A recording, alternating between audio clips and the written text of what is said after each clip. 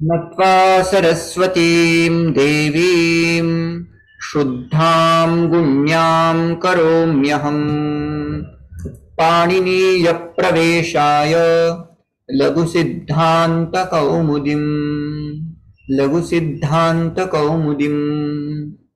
नमो नमः। किञ्चित् पारायणं कृत्वा अग्रेसरामः। तत्पुरुष इति प्रकरणमस्ति। अथ तत्पुरुषः अधिकारोऽयं प्राग्बहुव्रीहेः द्विगुश्च द्विगुरपि तत्पुरुषसंज्ञकः स्यात् द्वितीयाश्रितातीतपतितगतात्यस्ता प्राप्तापन्नैः द्वितीयान्तं श्रितादिप्रकृतिकैः सुबन्तैः सह वा समस्यते स च तत्पुरुषः कृष्णं श्रितः कृष्णश्रितः इत्यादि। तृतीया तत्कृतार्थेन गुणवचनेन तृतीयान्तार्थकृतगुणवचनेन अर्थेन च सह वा प्राग्वत् शङ्कुलाखण्डः धान्येन अर्थः धान्यार्थः तत्कृतेति किम् अक्ष्णाकाणः कर्तृकरणे कृता बहुलं कर्तरि करणे च तृतीया कृदन्तेन बहुलं प्राग्वत् हरिणात्रातः हरित्रातः नखैर्भिन्नः नखभिन्नः कृद्ग्रहणे गतिकारकपूर्वस्यापि ग्रहणं नखनिर्भिन्नः चतुर्थी तदर्थार्थबलिहितसुखरक्षितैः चतुर्थी अन्त अर्थाय यत् तद्वाचिना अर्थादिविश्च चतुर्थ्यन्तं वा प्राग्वत् यूपदारु तदर्थेन प्रकृतिविकृतिभाव एव इष्टः तेनेह न रन्धनाय स्थाली अर्थेन नित्यसमासो विशेष्यलिङ्गता चेति वक्तव्यम्। द्विजार्थः सूपः द्विजार्थाय वा गूः द्विजार्थं पयः भूतबलिः गोहितं गोसुखं गोरक्षितं पंचमी भयेन चोराद्भयं चोरभयं स्तोकान्तिकदूरार्थकृच्छ्रानिक्तेन पंचम्या स्तोकादित्यः अलुगुत्तरपदे स्तोकान्मुक्तः हन्तिगादागतः अभ्यासादागतः दूरादागतः कृच्छ्रादागतः षष्ठी सुबन्तेन प्राग्वत् राजपुरुषः पूर्वापराधरोत्तरमेकदेशिनैकाधिकरणे अवयविनाशः पूर्वादयः समस्यन्ते एकत्वसंख्याविशिष्टश्चेत् अवयवी। षष्ठी समासापवादः पूर्वं कायस्य पूर्वकायः अपरकायः एकाधिकरणे किं पूर्वश्छात्राणाम् अर्धं नपुंसकं समांशवाच्यार्धशब्दो नित्यं क्लिबे स प्राग्वत् अर्धं पिप्पल्याः अर्धपिप्पली। सप्तमे शौण्डैः सप्तम्यन्तं शौण्डादिभिः प्राग्वत् अक्षेषु शौण्डः अक्षशौण्डः इत्यादि। द्वितीया तृतीया इत्यादि योग विभागात् अन्यत्रापि तृतीयादि विभक्तीनां प्रयोगवशात् ज्ञेयः। एतावता अस्माभिः व्यधिकरण तत्पुरुषः अधीतः आसीत्। तत् व्यधिकरणानन्तरं वस्तुतः आरभ्यते समानाधिकरणः तत्पुरुषः। यदा तत्र समानाधिकरणत्वं वर्तते, समान अधिकरणं नाम पूर्वपदेन उत्तरपदेन एकः एव पदार्थः अभिधीयते प्रतिपाद्यते, सः समानाधिकरण। पूर्वं पदं समानविभक्तौ उत्तरपदमपि समानविभक्तौ भवति। उदाहरणं किं? नीलमेघः। अधुना समानाधिकरणः यः भवति तस्य वस्तुतः अपरः नाम वर्तते कर्मधारयः। कर्मधारयस्य अपरः प्रकारः भवति द्विगु। एतस्मात् सूत्रात् आरभ्य द्विगु समासस्य केचन प्रकाराः आरभ्यन्ते, किन्तु द्विगु समासः यथा चिन्त्यते संख्यापूर्वो द्विगुः सरलः भासते, किन्तु तथा सरलः अपि नास्ति। तत्र समाहार द्विगु एव सरलम्, उत्तरपद द्विगु तथा तद्धित द्विगु इति किञ्चित् क्लिष्टः भासते, किन्तु अध्ययनात् परं तु ज्ञास्यते एव। तानि सूत्राणि तेषां सूत्राणाम् अध्ययनात् प्राक् कर्मधारयकः तस्य किञ्चित् ज्ञानम् आवश्यकं भवति। ततः द्विगु सामान्यतया वयं पठिष्यामः। अनन्तरं सूत्रं प्रति आगत्य एतेषां सूत्राणाम् अभ्यासं वयं करिष्यामः एव। अधुना साक्षात् उदाहरणानि कर्मधारय इत्यस्य प्रभेदाः अस्माभिः दृष्टाः। तेषां पुनः एकवारम् आवर्तनं कृत्वा अहं द्विगु समासं प्रतिपादयामि। वस्तुतः समानाधिकरण तत्पुरुषः अस्माभिः दृष्टः, ततः व्यधिकरणः भिन्नं जातम्। समानाधिकरण एव कर्मधारय इति शब्देन उच्यते। कर्मधारय से एते 8 प्रकाराः अत्र सन्ति। ते प्रकाराः अस्माभिः अधीताः। नामानि कथं भवन्ति एतेषां? सरलम् अस्ति। यदि विशेषणं वर्तते, विशेषणं यदि पूर्वस्मिन् पदे अस्ति चेत् सः विशेषणपूर्वपद कर्मधारयः इति नाम्ना ज्ञायते। उदाहरणं किं? नीलमेघः। नीलः मेघः, अस्य विग्रहः कथं भवति? नीलश्चासौ मेघः नीलमेघः इति तस्य विग्रहवाक्यं भवति। विशेषणपूर्वपदमस्ति। यदि उत्तरपदे विशेषणमस्ति चेत् तस्य नाम किं? विशेषण उत्तरपदमिति भवेत्। विशेषण इति भवेत्। अत्र सर्वत्रापि टाइपो वर्तन्ते।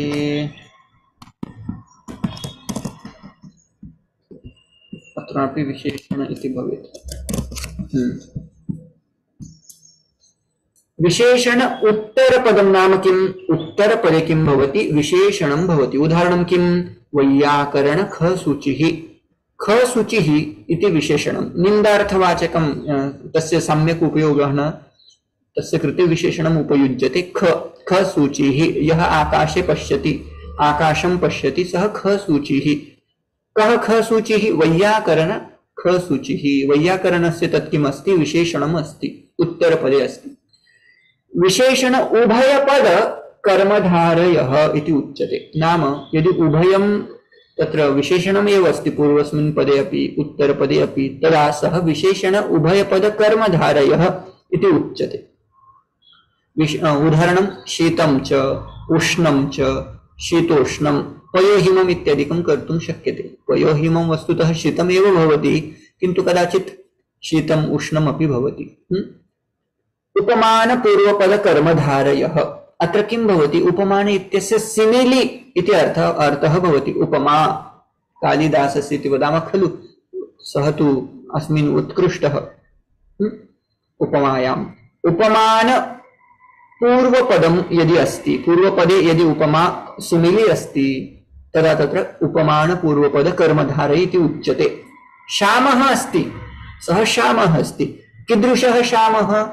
मेघः इव श्यामः। तत्र इव इति पदस्य प्रयोगः। मेघः इव, मेघः इव इति उपमानम् अस्ति, सिमिलि अस्ति पूर्वस्मिन् पदे इति कृत्वा उपमान पूर्वपदः।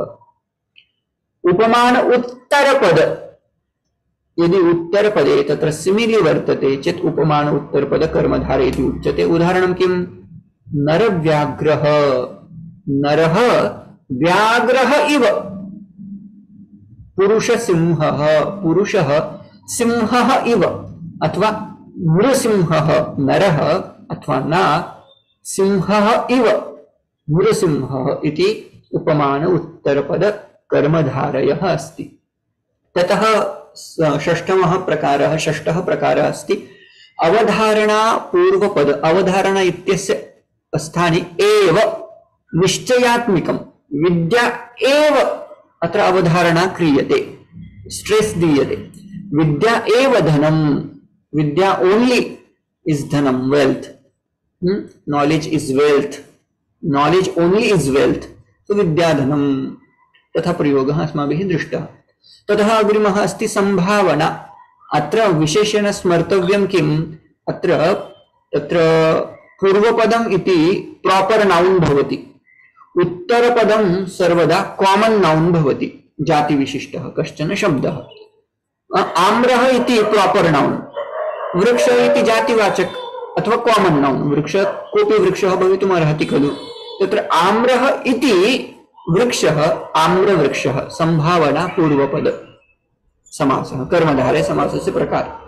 अष्टमः प्रकारः अस्ति मध्यमपदलोप, मध्यमपदस्य लोपः भवति, सः मध्यमपदलोपसमासः भवति। मयूरवंशकादि इत्यत्र अन्यः इति पदं सर्वदा तत्र उपयुज्यते। अन्यः देशः देशान्तरम् इति विग्रहः भवति, अत्र देशान्तरम् इति लेखनीयम्। अन्यः ग्रामः ग्रामान्तरम् इति भवेत्। एते कर्मधारय प्रभेदाः अस्माभिः दृष्टाः। वस्तुतः कर्मधारकस्य भेदः द्विगोः। तत्पुरुषस्य भेदः कर्मधारयः, कर्मधारयस्य भेदः द्विगुः भविष्यति अग्रे गत्वा, क्षम्यते। तत्पुरुषस्य इतोपि पञ्च प्रकाराः भवन्ति। ते प्रकाराः अस्माभिः अधीताः। प्रथमः प्रकारः अस्ति नये। न इत्यस्य न इत्यस्मिन् अर्थे उपयुज्यते। अधर्मः नाम न धर्मः इति अधर्मः। कुसमास इत्यत्र कु इति पदस्य तत्र अध्याहारः क्रियते। कुत्सितः पुरुषः कुपुरुषः, तत्र पुनः विसर्ग मिसिंग वर्तते, कुपुरुषः। गतिसमासमध्ये गतिवाचकाः ये शब्दाः सन्ति येषां गतिसंज्ञा अस्ति तेषां प्रयोगः भवति। अशुक्लं शुक्लीकृत्य, अशुक्लं शुक्लं कृत्वा शुक्लीकृत्य इति अर्थः। प्रादिसमासेषु Avinash, I have a question. Whenever I hear the word gati samasaha, I don't know the meaning or the thing behind the word gati. What is gati? A noun. It is saudhnya. Like upasarga is hal iti saudhnya, gunaha iti saudhnya, vriddhi iti saudhnya. Similarly, there is a noun.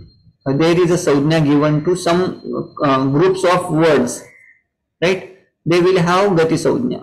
वह सूत्र वैसे आते हैं जिनकी संज्ञा कर देते हैं, जैसे कि अधिंग गुण ए ओ, इनकी गुण संज्ञा हो गई। संज्ञा है, नाउन है, उनका कुछ अर्थ नहीं है, विशेष अर्थ नहीं है। कुछ ग्रुप्स को वो नाम दे देते हैं, उतना है, ठीक है। तो उन गतिवाचक जितने भी जिनकी जिनकी गति संज्ञा होती है ना, उन शब्दों का कुछ शब्दों का प्रयोग करके समास यदि करते हैं तो उसको गति समास बोलते हैं। अशुक्लम शुक्लम कृत्वा समासः भवति शुक्लीकृत्य, मतलब व्हाइट बना करके, है ना, शुक्लीकृत्य इति। प्रादि समासः प्र आदि उपसर्गाः सन्ति खलु, तेषां प्रयोगः यदि कुत्रचित् भवति तेषां प्रादि संज्ञा, तेषां प्रादि समासः भवति।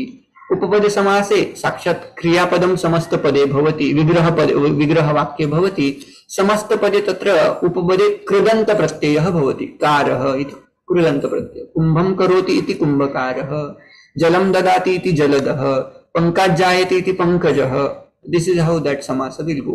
So this we have seen elaborately. Like first is adharmah, anarthah, the rules we had seen, and actually we are going to see sutram for that. So later, after some time, we will see that. Na doshah, adoshah, etc. we had practiced. Kutsitah purushah, kupurusha, kutsitam rashtram, kurashtram. This is how we had practiced. गति समास तत्र उरी च्वे प्रत्ययांत शब्द डाच प्रत्ययांत तेषाम अलम सत, these are some words which will get gati saudhnya, and if samas is happening with these words, that samasa will called as gati saudhnya. That's it. अलंकृत्य, सत्कृत्य, असत्कृत्य, अंतरकृत्य, पुरस्कृत्य, अस्तंगतम, तिरस्कृत्य इत्यादि समस्त पदम भवति. So mainly you have to focus on this part, alam, sat, etc, etc. And some uri pratyaya, chwenta pratyaya, dach pratyaya, etc, etc words will be included. गति समासस्य इमानि उदाहरणानि अद्रव्यम द्रवम संपद्यमानि कृत्वा, द्रवीकृत्य, कंठस्थीकृत्य, शुक्लीकृत्य, अंधीकरोति, खलीकरोति, etc, etc. So now if even you forget, it doesn't matter, right? Just you have to remember we had studied some samas like that, because rarely those prayogas will be found in even literature. Sometime you will find, but you have to remember uri kritya means angikritya iti tasya artha, having accepted, alankritya having decorated, satkritya having respect, having respect, no, respect करके ऐसा अर्थ होगा, पुरस्कृत्य पुरस्कार करके, अस्तम गतम etcetera. ठीक है, प्रादि समास के लिए प्र आदि उपसर्ग होते हैं 22, राइट। उनके साथ यदि कुछ समास हो रहा है तो यहाँ प्रादि समास उसको बोला जाएगा। प्रगतः आचार्यः प्राचार्यः, प्रगतः पितामहः ज्येष्ठ पितामहः इज कॉल्ड प्रपितामहः, दुराचारः पुरुषः दुष्पुरुषः इत्यादिकम्। उपपद समासः सरलः वर्तते। कुंभं करोति इति कुंभकारः, गां पालयति इति गोपालः, शास्त्रं वेत्ति इति शास्त्रवित्, सर्वं जानाति इति सर्वज्ञः, सर्वं ददाति इति सर्वदः, गगनं तिष्ठति गगने तिष्ठति अथवा गगनं तिष्ठति इति गगनस्थः, पुरो गच्छति पुरः पुरस्गच्छति इति पुरोगः, प्रियं वदति इति प्रियं वदः, पुरस्सरति इति पुरस्सरः, मधुरं भाषते इति मधुरभाषी। In vigraha vakyam, what you will be doing, you are going to use directly kriya pada. But in samasta pada, you will be using the form like a kridanta pratyanta form, tadit pratyanta form. Now, next samasa is dvigu samasa. Dvigu samasa, main thing you have to remember is sankhya purvo dvigu. You will find sankhya in purva padam, right? And this samasa actually is divided into three: tadditartha dviguhu, uttarapada dviguhu, and samahara dviguhu. Mainly, we are going to focus, or we have to remember samahara dvigu because it is useful, right? And tadditartha dvigu and uttarapada dvigu, again, rarely you are going to find. So mostly your focus should be on samahara. Okay, so let's see one by one. Samahara dvigu, sankhya purvo dvigu iti samanya sutram. Samahara dvigu means what? Where in purva pada you will find sankhya vachak shabda like dve, tri, pancha, shat, whatever, dasha, etc., etc. And next there would be subanta pada. Here first example is given: trayanam lokanam samaharah. It becomes triloki. Now there we cannot actually say whether this is going to be strilinga shabda like triloki or trilokam. They have given some forms and we have to go with their uses only. If they say triloki, we have to say triloki only. We cannot say trilokam, etc. They have put trayanam lokanam samaharah triloki. We have to say triloki. Panchanam vatanam samaharah. It becomes panchavati. Panchavati हमारे राज्य इसमें जिले में है पंचवटी, नासिक है. पंचानाम वटानाम समाहार is called panchavati. There used to be 5 banyan trees together and they are there even now. Panchavati. Can you tell me one more time what is samahara? Samuha, group. Collection Or group. Group of triloka is called triloki. Panchanam vatanam samuha means what? Panchavati. Navanam ratrinam samaharah. Navaratram. Panchanam anganam samaharah. Panchangam. So there will be 5 angas, 5 elements. What are they? Titihi, Vasarah, Nakshatram, Yogah, Karanam. This is how Panchanga Shabda is formed. There would be 5 angas. Like this, do you have any words in your mind? Triloki, Panchavati, where you will find Sankhya in Purvapada. There should be Samahara, Samuha. Panini has written one Pustakam. Do you remember that? Anyone? Ashtadhyayi. Ashtadhyayi. How to do a samasta vigraha vakyam of that?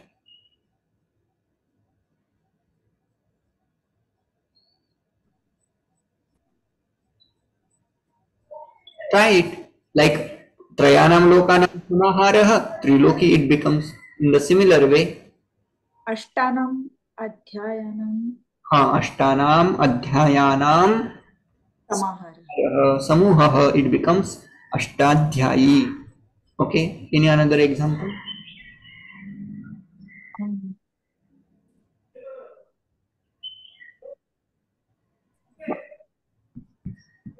Saptapadi, would that count? हाँ, saptapadi, correct. Can you tell the meaning of that? Or vigraha? Saptanam padanam samaharah. समीचीनं. सप्तानां पदानां समाहारः सप्तपदी इति. Even any another example?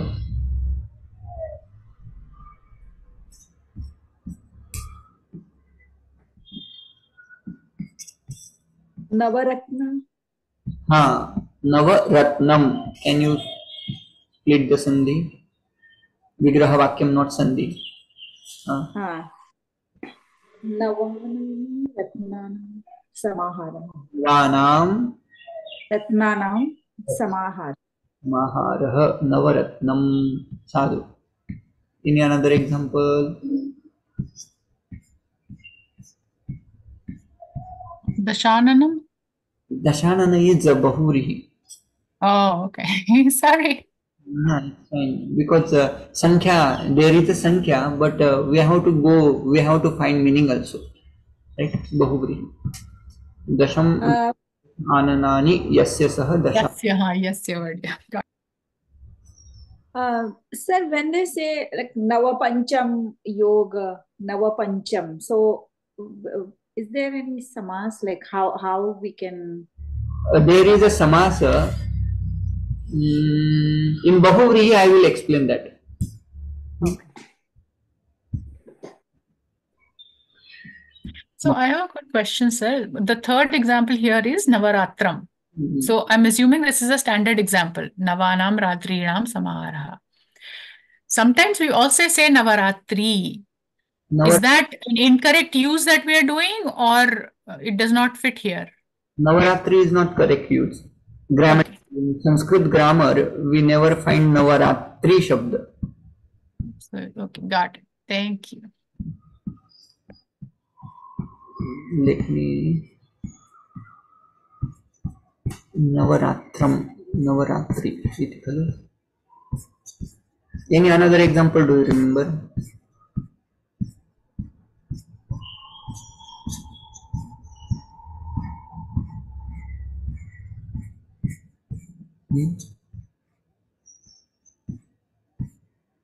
Can I say Panchaloha? Pancha? Loha. पंच लोह भवति खलु. पंच पंच प्रकाराः भवन्ति तस्य न. सो पंचलोहम् इति वक्तुं शक्यते. I don't know, I just came up with it. अच्छा, if there are, we can make, definitely we can make. Loha is metal, right? पंच कुछ तो बोलते हैं ना उसको. पंचधातु. पंचधातवः. हाँ, पंचानां धातूनां समाहारः पंचधातु. पंचधातुः इति कर्तुं शक्यते. ओके. पंचरात्रम, हाउ टू से? पंचानां रात्रीनां समाहारः. पंचपात्रम. पंचानां पात्राणां समाहारः. युगम. हाँ? चतुर्युगम. चतुर्युगम. चतुर्णां युगानां समाहारः. चतुर्णां युगानां समाहारः चतुर्युगम. दैट इज कॉल्ड महायुगम. ओके. नवरात्रि इति शब्दः संस्कृते न भवति, तावदेव स्मर्तव्यम्. अस्तु. अग्रिमः. Can I say Saptalokah? सप्तलोकम. सप्तलोकम. सप्तानां लोकानां समाहारः सप्तलोकम् इति वक्तुं शक्यम्. सप्तलोकाः भवन्ति वा? हाँ, चतुर्दश भुवनानि भवन्ति खलु. सप्तापि भवन्ति इति मन्ये. सप्तलोकः पाताल इत्यादिकं खलु. Nice. Okay, next. विशेषाः अंशाः अत्र ध्यातव्याः. एक निमिष, क्षम्यतां महोदय, क्षम्यतां. सप्तलोकः कथं द्विगु भवति महोदय? विशेषण न भवति वा कर्मधारय? न, अत्र विशेषणत्वेन उपयुक्तम् अथवा सप्तानां लोकानां समाहारः कृतः. समाहारः समूहः यदि उच्यते तदा सप्तलोकम्. अस्माकं विवक्षा भवति वा अत्र कथं वक्तव्यमिति? विवक्षा सर्वत्र, सन्धौ अपि समासे अपि विवक्षा एव अपेक्षते. अस्तु महोदय, धन्यवादः.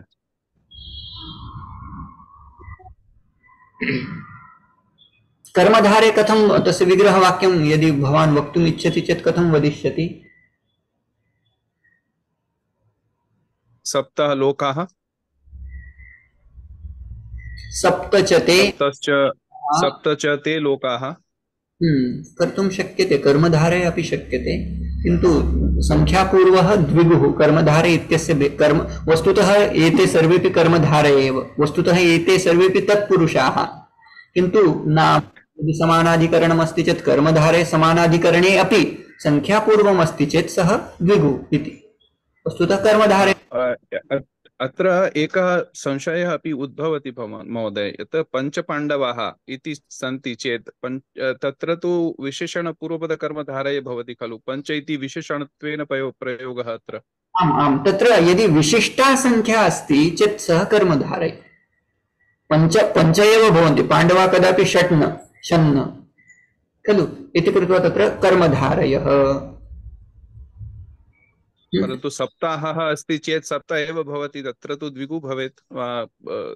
सप्तानाम् अन्नानां समूहः, तत्र तु द्विगु भवति. अयं द्विगु कश्चित् यो न क्लेशं जनयति सर्वेषां कृते एव, मम कृते. विशिष्टानि उदाहरणानि सन्ति चेत् मनसि क्लेशः उद्भवति इति कृत्वा मया पूर्वमेव अयं द्विगुः क्लेशं जनयति. सर्वेषु समासेषु अयं द्विगुः एव दुष्टः नाम दुष्टः नाम दुःखेन अध्ययनमस्य भवति इति कृत्वा दुष्टः. अस्तु, यथा यानि यानि उदाहरणानि लभ्यन्ते अस्माभिः तानि उदाहरणानि पश्यामः. अस्तु, विशेषाः अंशाः के? अत्र लिङ्गं कथं ज्ञातव्यं? तत्र प्रयोगम् आश्रित्य एव लिङ्गं ज्ञायते. We cannot say this is only used in Pullinga or Strilinga. Triloki, they have used Trilingam. We have to say Trayanam Lokanam. Even Loka Shabda is in Napusak Lingam अथवा Pullingam. Lokah Pullinga api ujjate. Even though it is in Pullinga, but they have explained Triloki. They have put Ikaranta form at the end of Triloka. So that it will be Triloki. We cannot say Trilokam. We have to say Triloki only. Even though Vataha Shabda is in Pullinga. But after making a samasa, we have to add Strilinga only. Panchavati. We cannot say Panchavatam. So here, that's how Dvigu becomes little. You know what lingam we should use. It becomes difficulty to make. And actually Ratri Shabda is in Strilingam. But while making samasa, Dvigu samasa, it changes into Napusaklinga. Navanam Ratrinam Samaharaha, it becomes Navaratram. It is not Navaratri. So how it happens, there is no reason for us, to us, in the sense we don't have a reason for that. Why it is Triloki, not Trilokam? Why it is Navaratram, not Navaratri? Kadachit si, Pullingam api. क्वचित एवं दृश्यते.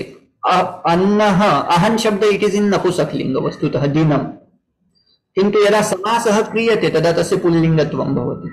सप्तानाम् अहन्नां समाहारः, it is called सप्ताहः. This everything will be known on based on prayoga vashat eva jnatavyam. Okay, so little bit Dvigu is difficult. Make a samasta padam here. Vigraha vakyam of this. One by one we will go. Panchanam patranam samahara, panchapatram. Panchanam patranam samahara. Drishyate va yad likhitam asti. विग्रहवाक्यं न दृश्यते खलु? दृश्यते, तदपि दृश्यते। न दृश्यते। दृश्यते। न दृश्यते महोदय, दृश्यते। Yeah, it is lightly there. न अस्माभिः न द्रष्टव्यम् इति महोदयेन उक्तम्। आशयः न मया पृच्छ्यते भवन्तः द्रष्टुम् अर्हन्ति वा, तत् द्रष्टुं शक्नुवन्ति वा, तद् मया पृष्टम्। इतोपि मया वैट् मध्ये स्थापनीयं भविष्यति। अस्तु, अग्रिमं पञ्चरात्रं किं भविष्यति? अस्य तु न दृश्यते, मयापि न दृश्यते, न अस्ति इति मन्ये।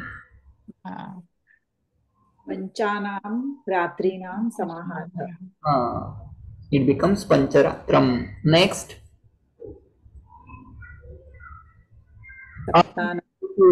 सप्तानाम् अह्नानां समाहारः।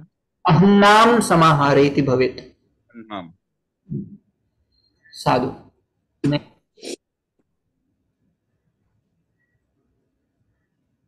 चतुर्णां युगानां समाहारः। चतुर्णां युगानां समाहारः, चतुर्युगम, that is only called महायुगम, कृतयुग, द्वापर युग, त्रेता युग and कलियुग। त्रिभुवनम, त्रयाणां भुवनानां समाहारः। त्रिभुवनम, अष्टाध्यायी समाहारः। दशश्लोके इति प्रसिद्धम् आचार्याणां पूज्यपादानां। श्लोकानां समाहारः। ओके, अधुना अग्रिमः द्वितीयः प्रकारः। I have a question for Tribhuvanam. हाँ, What is that Tribhuvanam? Actually, I've heard of it many times, but now I'm thinking I don't know what is really Tribhuvanam. स्वर्ग मृत्यु पाताल is called त्रिभुवनम। स्वर्गलोकः, पृथ्वीलोकः, पाताललोकः, त्रयाणां भुवनानां समाहारः त्रिभुवनम। Next, तद्दितार्थ द्विगुः। अत्र किं विशेषण स्मर्तव्यं? तद्दित प्रत्यय द्वारा निष्पन्नं यत् पदम् अस्ति, समस्तपदस्य अन्ते तत्पदं दृश्यते। समस्तपदे तत्पदं दृश्यते तद्दितम्। यथा षण्णां मातॄणाम् अपत्यम्, अपत्यार्थे शब्दः निर्मीयते तद्धित प्रत्ययम् उपयुज्य षान् मातुरः। अत्र तद्धित प्रकरणं यदा पठामः तदा किञ्चित् अस्य ज्ञानं भविष्यति, किन्तु अधुना केवलं विहङ्गम दृष्टिः अत्र भवेत्। षण्णां मातॄणाम् अपत्यं षान् मातुरः। कः आसीत् सः, स्मर्यते वा? षान् मातुरः इति कस्य नाम? कार्तिकेय वा? कार्तिकेय, साउथ मध्ये प्रसिद्धं षण्णां मातॄणाम् अपत्यम् इति कृत्वा। षट्कृत्तिकाः इति कश्चन प्रकारः भवति खलु। I don't know what is the story behind that, but Kartikeyah is called Shan Maturah. द्वयोः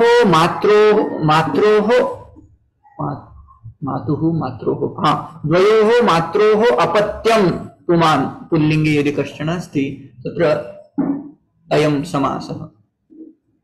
I'm sorry, I forgot again what is apatyam. Apatyam means son or a child.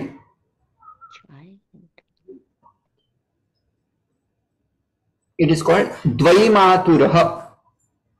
How it happens, I will explain when we will be learning sutras. Again, there is a typo. Tisrunam matrunam apatyam puman is called Traimaturah. Next, where is that arrow? Next is Purvasyam Shalayam Bhava Paurvashalah, and Panchasu Kapaleshu Samskritah Panchakapalah.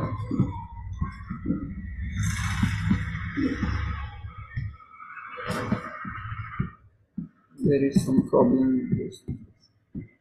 Now it is. Okay, and last is Panchasu Kapaleshu Samskritah Panchakapalah. इति. So I don't know what that means. Panchasu kapaleshu samskritah. What does that mean? Padartha, a thing which is, Sanskrit means created in Panchakapala. Panchakapala in the sense, let's take Panchapatram. Kapala actually means the half part of one vessel. So like that, Panchasu Kapaleshu Samskritah Panchakapalah. Now what is the meaning of that padam? Actually I have to find out that. Who was the Dvaimaturaha, one who has two mothers, Traimatura, one who has three mothers, is called Traimaturaha. Rama can be called as Traimaturaha. Dvaimaturaha. Krishna has only two, right? Yeah, Krishna Dvaimaturaha. Purvasyam Shalayam Bhava, it might be any, Mimamsaka who has born in Purvasyam Shalayam. Panchasu Kapaleshu Samskrita might be Odanam, etc. Rice.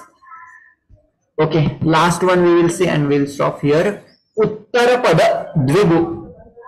Atra punaha Uttarapade tatra पूर्वपदं तु संख्यावाचकं भवति, उत्तरपदं किंचित् भिन्नं भवति. पंचगवधनः पंचगावः धनं यस्य इति बहुव्रीहि इत्यादिकं भवति.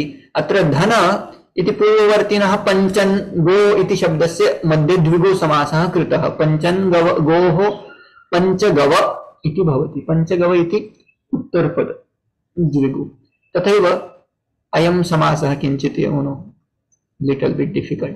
द्वे वृक्षाश्रयः means what? द्वौ वृक्षौ आश्रयः यस्य सः, पुनः बहुव्रीहि मध्ये गच्छति. तत् द्वौ वृक्षौ इत्यत्र किम् अस्ति? उत्तरपद द्विगु अस्ति. द्वौ वृक्षौ आश्रयः यस्य सः इति कृत्वा अन्ते गत्वा बहुव्रीहि भवति. दशगृह प्रविष्टः means what? दशसु गृहेषु प्रविष्टः. दश प्लस गृह इत्यत्र उत्तरपद द्विगु. द्वे अह्नजातः, द्वे अहनि जातस्य यस्य, जातः यस्य तत् पुनः बहुव्रीहिं प्रति गच्छति. द्व्यन्नजातः इति उत्तरपद वर्तते. अधुना इतः आरभ्य तत्पुरुषस्य अस्माभिः बहवः प्रकाराः दृष्टाः. तत्पुरुषः मुख्य समासः. तत्पुरुष एव यदि समानाधिकरणः अस्ति, विशेषण विशेष्य अनयोः यदि समासः अस्ति चेत् सः कर्मधारयः. तत्रैव यदि संख्यापूर्वः भवति तत्रापि स्मर्तव्यः समासः कः? समाहारः स्मरन्तु. उत्तरपद तथा तद्धित यद्यपि विस्मरिष्यन्ति तथा महती हानि न भविष्यति. एवं स्मरन्तु. श्वः आरभ्य नाम अग्रिमकक्षातः वयं साक्षात् सूत्राणि पठिष्यामः. तत्पुरुष प्रकरणं समापनं तस्य करिष्यामः. तदनन्तरं बहुव्रीहि समासस्य मुख्य प्रकाराः.